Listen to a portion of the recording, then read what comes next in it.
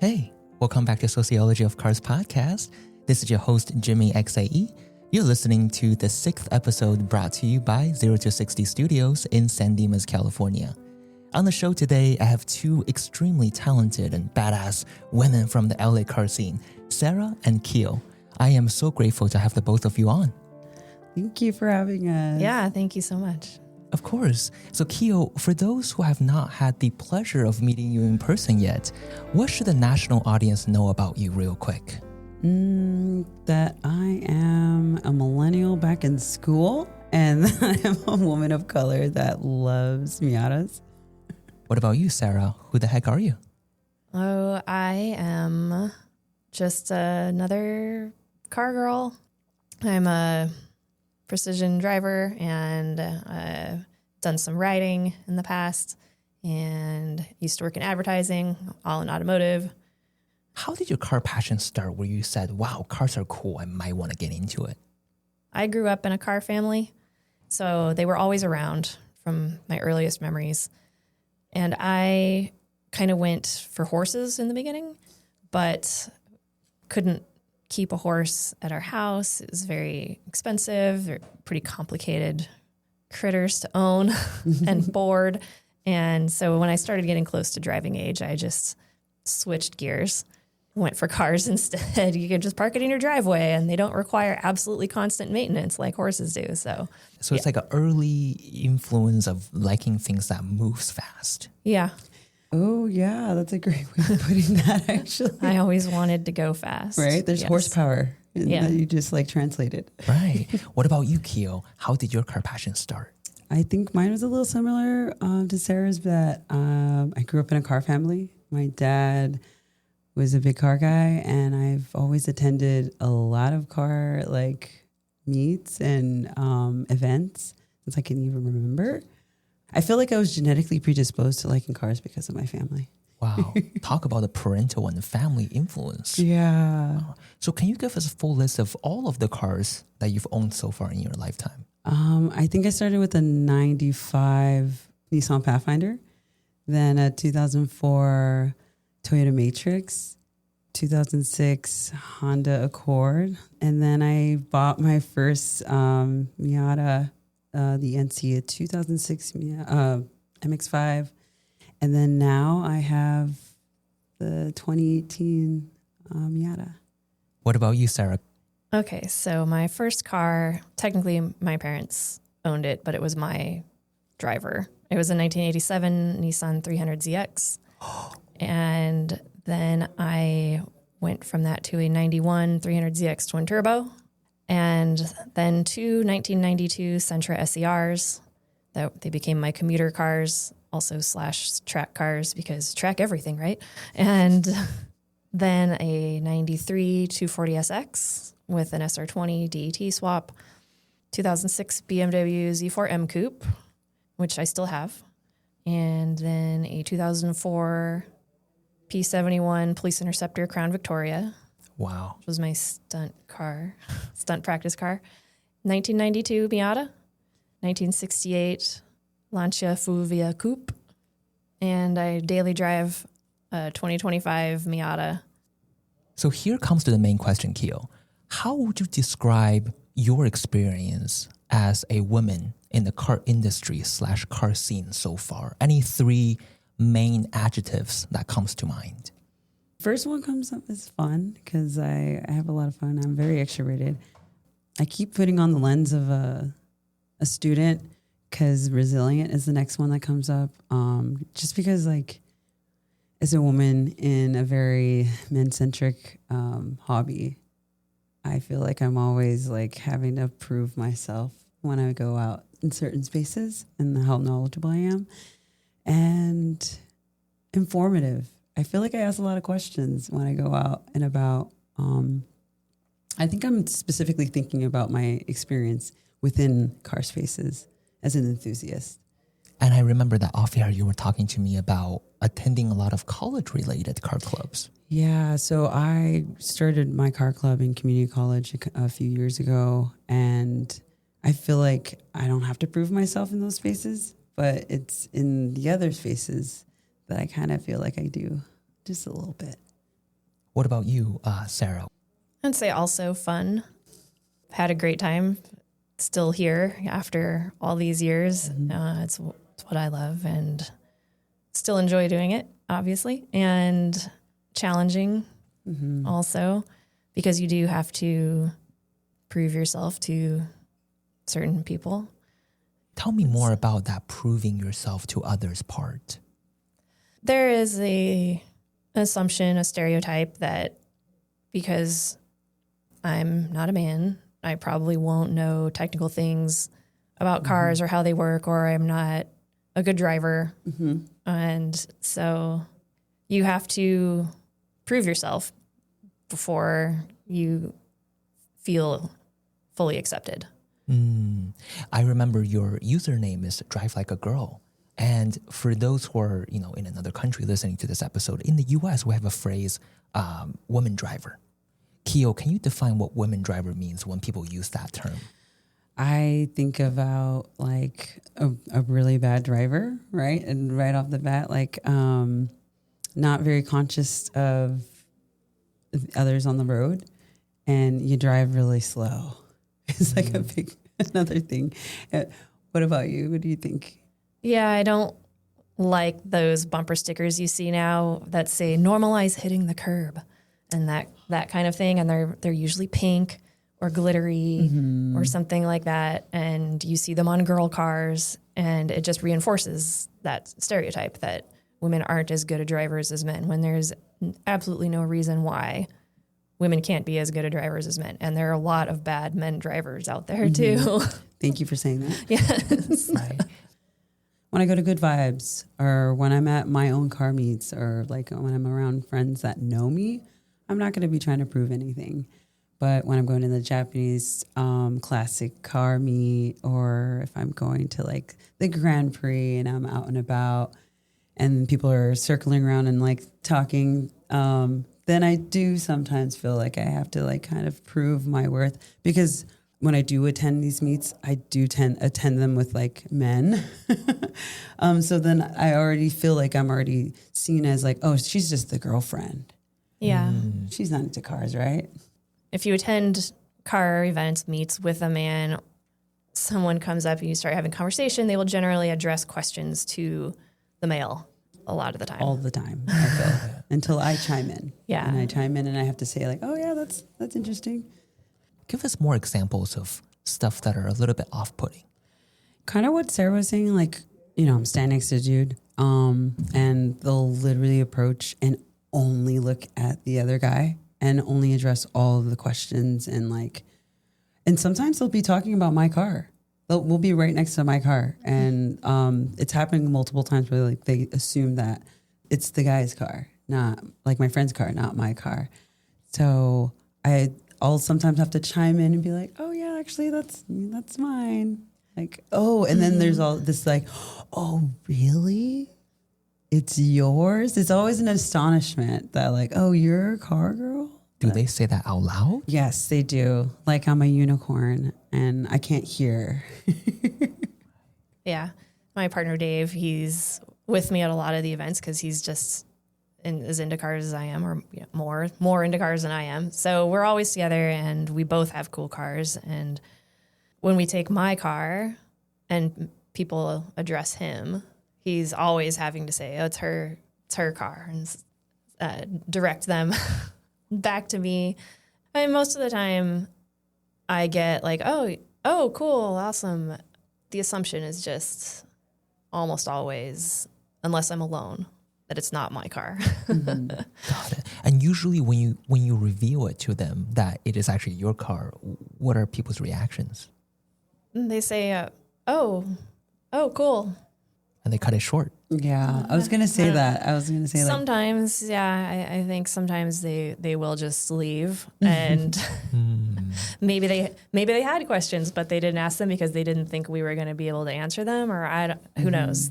But sometimes they do stay and ask all the questions, and end up having a great conversation, and it all just feels normal. I can imagine that when you were younger, when these things were first happening, it can be quite discouraging. Yeah, for sure. For me, it was discouraging in that like, oh, and then I would kind of stay quiet after a little bit. Like when that does happen, they're like, they acknowledge like, oh, that's your car. I'm like, yeah. And then like, either they'll like just turn over to the guy and just like talk about the specs, like I don't know, or so I do feel like it is discouraging.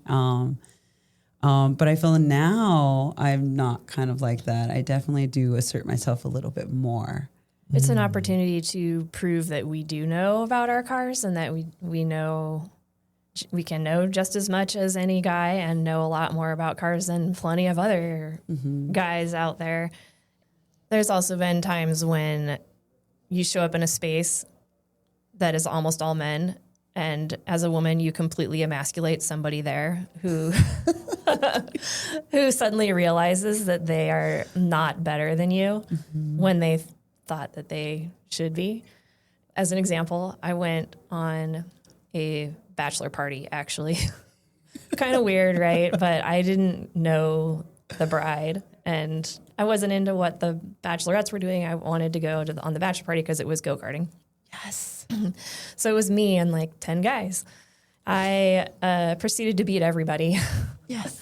And there was one guy there who would only talk to my partner, Dave, right in front of me, and complimented Dave on his driving, who came in second behind me, right in front of me. Okay. I love it. And it was just... And even after you won, were they still talking through you? Yeah. Oh, wow. Yeah. That speaks volume. Yeah. He never... It's like it didn't happen for him, or it didn't... it just didn't exist for him that I was faster. Or, Yeah. I hope he's watching this or listening to this. I'm sure he's not. So Keo, off air, you were telling me about that when you go to car meets, you see different types of girls at the car meets. Yes. Can you expand on that? Can you summarize the different groups? Yeah. So one type of girl will be like the arm candy. That's just like, she'll have her own car. She will have like a nice car that's probably a supercar or something that everyone wants. But Supercar. yeah, I've seen that quite a bit actually, where it's like a supercar and you're like, okay. But is just here for the vibes. Then there's an actual car girl or the novice car girl that like is just like trying to understand what's going on. And then there's also the pick me girl, which like this is the reason why I kind of like I'm very careful when I'm like in car spaces, because I don't want to be perceived as one, because you're kind of like the yes man of just like you enter a group and then you're trying to seem like you're really cool and whatnot. And you're like, yeah, that's rad. But you're not willing to go through getting to know everyone. You just want the label. Describe what they would do. Because I thought about this kind of bit, and maybe it's because I'm also in school too, because I'm in these car meets that are in school. So there are girls that are just there that like, they'll get guys to do the work for them. Like I'm like building this relationship with you so that like, oh, you know how to do that? Can you come over and like help me do X, Y, and Z? And they'll be like, oh yeah, sure. Like, let's figure out a day. So what I'm hearing you say is they're attention seekers. Yes. Okay. Yeah. Yes. Are they looking for boyfriends? Some of them, they like, yeah. I would say so. What about you, Sarah? Yeah, once you discover that there are not that many car girls, becoming one gives you a very positive ratio. Like, you get to choose from a lot of guys. So I can see that the appeal of that for some people. I recognize the other types that you mentioned also. Yeah. Like you can think of one person that like that you've met that like, oh, you don't dress like that normally, but since we're at this car meet, you dress different. Yeah. The old pinup calendar type thing, the import model.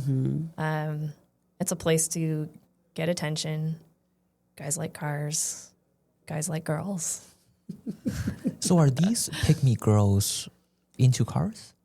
They wear, I'm thinking like of like a handful specifically that like their car is their identity. And while they might know, like, because I'll spit like some car talk and they won't know what's going on or what I'm commenting about or saying. Got it. More into like the cosmetic look and vibe of the car and not about how it works, performance, that type of thing. So they are a surface level enthusiast. Right. So where do you both land in those three categories? Are you the true car girl? Yes. Yes. So in your experience, I'm assuming that you guys are both heterosexual. Yes. Yes. That is a fact. So in your experience, is being a car girl attractive to guys? 100% yes. I've been told. Like, oh, I just made it a perk that you're into cars too. But are you attractive to other women who are also heterosexual? Do they see you as a cool person because of that? It depends on the other woman. I think some of them think it's cool, and I think some of them are intimidated. Intimidated? I like to second that intimidation. Yeah, I've been told directly by other women that they were intimidated by me in the beginning. And then we became friends. Okay. So when you say that, this is attractive to men, right? Why do you think that is? I think guys like having a partner that they can share activities with or hang out in the garage with. I'm sure there's some who don't care either way, but I think it is a perk for a lot of car guys because it's such a big part of your life. Cars can be a very consuming hobby, and to have a partner who doesn't care about it at all is fine, and it works for a lot of people, and it's good to have your own separate spaces too. And then there are some people who like to put a little lid on it, like, oh, you're spending too much money on the cars, or you're spending too much time on the cars. And so I think that car enthusiast men would like to have a car enthusiast woman so that conflict doesn't happen. And then you also get to contribute what you think they should be working on, or what car should we buy next, honey? I think we should buy an Italian car. Good idea. Let's get it shipped over.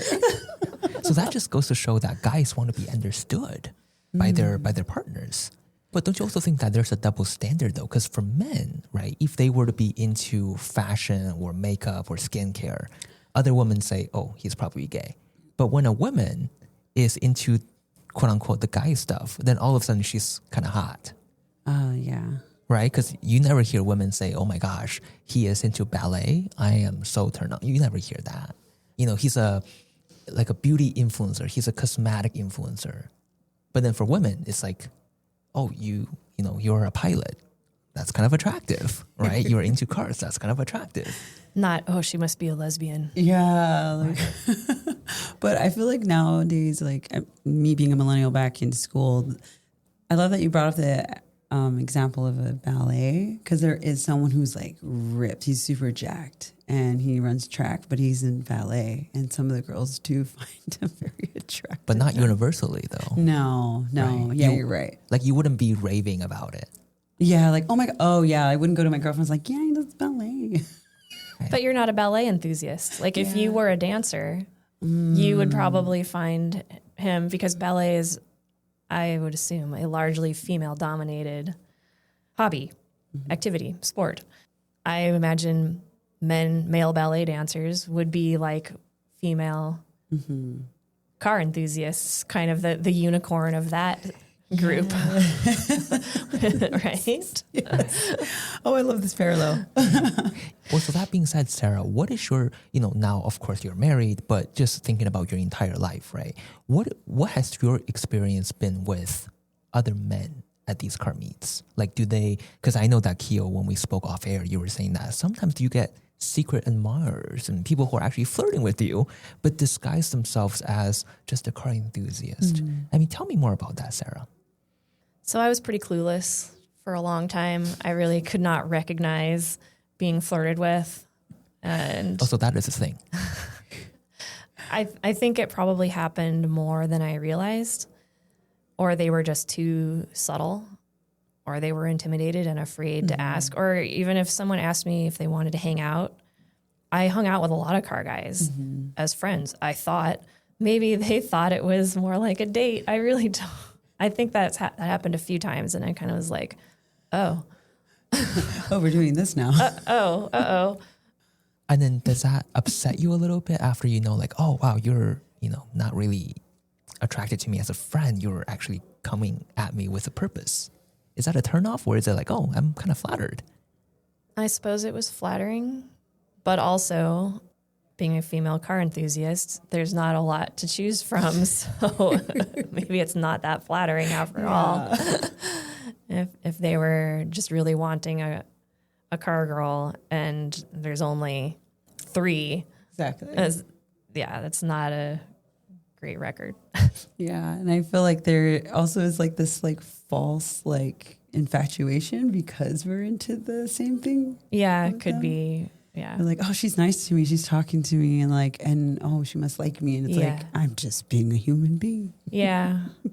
Does it get a little weird when you find out about their intentions? Yeah, it Then did. Usually, how do you mitigate that? Just kind of pull back a little bit, I think. But do you tell them like, yo, look, that was not a date back there? I was never direct. Yeah, I feel like in the same, it's really hard to be direct because once again, this is a very small world. There's been people who had a crush and never truly made it known. I think they were just too afraid because we had a good friendship and they didn't want to mess it up. There have been people who I thought we were friends, and then on one of a friend hangouts, just us two, resulted in behavior. I was like, oh, it's not through body language and whatnot, managed to, leave the situation without having said anything in particular, but sending the message that I wasn't interested in that. I have gotten a little more conscious of like, oh, he's standing too close, or oh. Right. It sounds like there's a lot more nuance to be explored. I think that's a good segue to a little break. When we come back, navigating and balancing between friendship, secret admirers, and flirtationship, and how Keo and Sarah see their roles in the car community. You're listening to Sociology of Cars podcast. This is Jimmy XAE.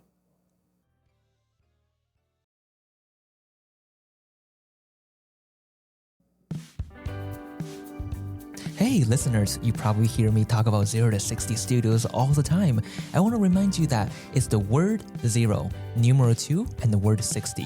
Word 0, numeral 2, word 60. So we have a 1,000 square foot sim racing studio with a lounge full of leather sofas. Right next door we have the Auto Lab where Joe and Chris do their PPF, vinyl wrap, tinting, and all kinds of things that you can imagine. Upstairs, we're in the 0 to 60 studios where we record. You can actually rent the space. Next door, we have the printing shop. This is really one of the highlights. Downstairs, you see the giant poster of the AMG GT car. That's actually coming from our printing shop, right? If you have a car meet, you can have your sticker, flyers made here. So fun. And even the 0 to 60 cutout downstairs, that's from our printing studio as well. You can host your private event, birthday party, car meets, anything you can imagine here. Just come over and look us up on Instagram for all the services that we offer.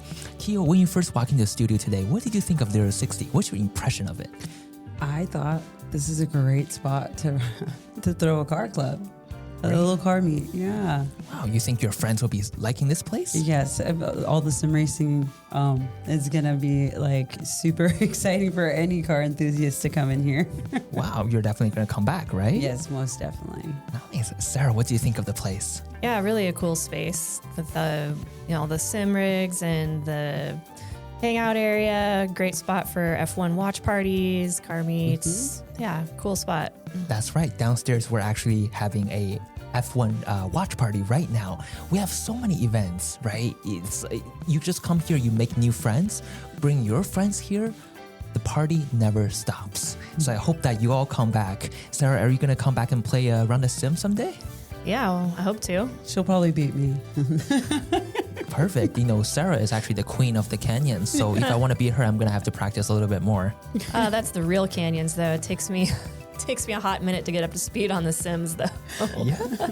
Well, I know that you guys have owned many cars in your life, and maybe I don't have the financial capability to buy all of them yet, but I can try them out on the sim. What do you say so? Yes. Perfect. So just come on over and check everything out and nobody gets hurt.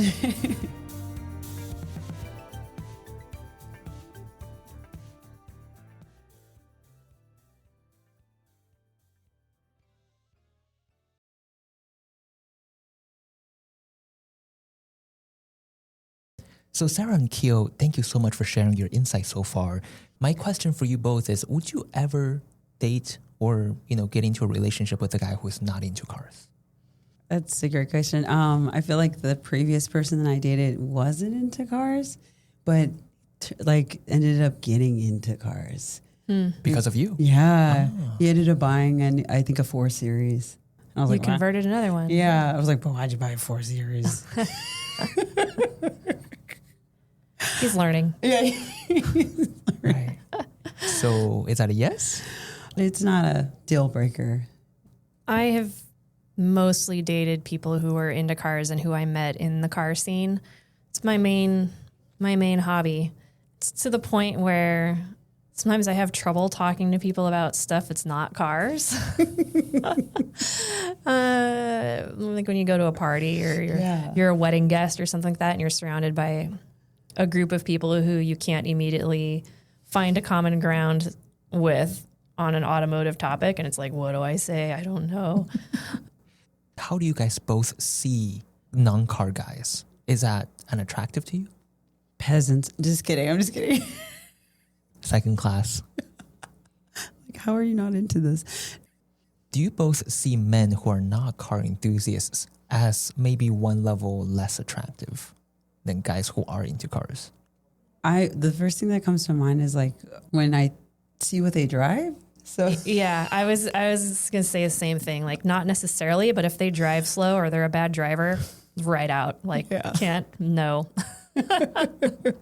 Sorry, that's a red flag. Yeah. That's a deal breaker. Yeah, because this has recently happened. I'm like, that's what you drive. Oh, this is how you drive. Oh, okay. So tell us, what are the top 3 cars or brands that you would say, oh no? Oh, Mustang. Okay, what else? Prius. BMW 4 Series. Yeah. Yeah. Camry. Those things understeer. God, do they understeer? Cybertruck. Yeah, that would absolutely be a deal breaker. The moment you pull up in that, I'm like, hard no. Yeah, I'm like, I gotta go. Chevy Equinox. Yeah, I mean, if we're going to start going that direction, there's a whole Mitsubishi Mirage. Highlander. Highlanders are pretty stead automobiles, yeah. How do you see your role in the car community / car industry? How do you position yourself? Just to give it a little bit of context, right? Some authors are amputees and they made their entire branding, their career about not having 2 arms. And that's their whole persona. But there are also people who's like, hey, I'm an amputee, but I don't want that to be the front of the focus. So my question for you both is, do you see yourself as just a car enthusiast who happens to be, a female, and you don't want that to be the center of the focus? Or do you say, hey, I'm a female enthusiast? Or do you say, well, I'm just one of the bros. Why call me out as being a female? Yeah, I feel like in different spaces, I will put on a different hat on.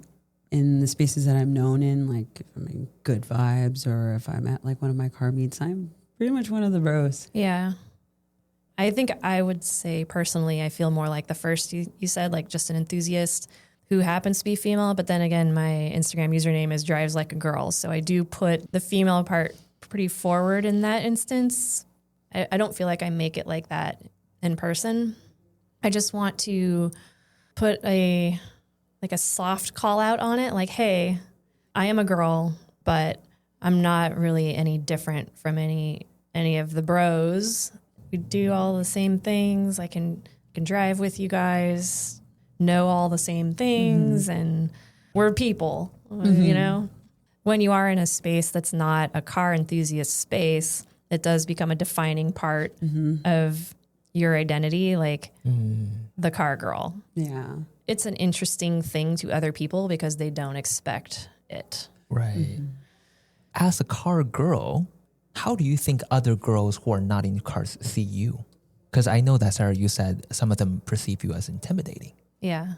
What else? Do they look at you and be like, wow, that girl's cool? I think there's some of that too. And I think maybe some of them are a little envious too. Yeah. Like, oh, I wish I could do that stuff too. I think it's so awesome that you race and that you work on cars, and they just don't know how they would have ever gotten there themselves, I think.